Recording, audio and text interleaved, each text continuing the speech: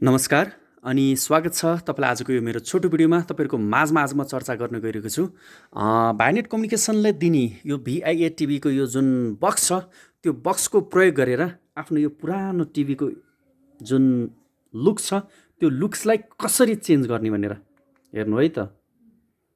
एक क्लिकमा तपाईँले यहाँनिर तपाईँले स्मार्ट देख्नुभयो भने यहाँनिर तपाईँले देख्न सक्नुहुन्छ। यहाँनिर जस्तो तपाईँको मोबाइलको स्क्रिन हुन्छ त्यस्तै तरिकाले यहाँनिर एप्लिकेसनहरू तपाईँले गुगल प्ले स्टोरबाट डाउनलोड गर्न सक्नुहुन्छ है त।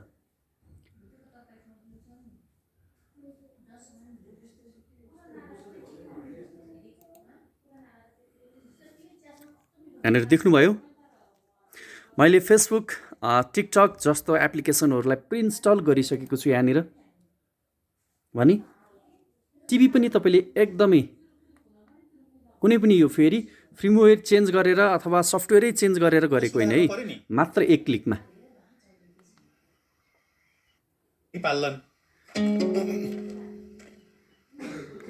यहाँनिर तपाईँले देख्नुभयो वितरण गरिन्छन् स्वास्थ्यबाट एकजना महिला। अब यहाँनिर देख्नुभयो यो इन्टरफेयर्स एकदमै बोरिङ छ नि, छैन र? यदि तपाईँ पनि मेरो जस्तै आफ्नो स्क्रिनलाई चेन्ज गर्न चाहनुहुन्छ भनेदेखि मेरो भिडियो लाइक तथा सब्सक्राइब गर्न नभुल्नुहोला।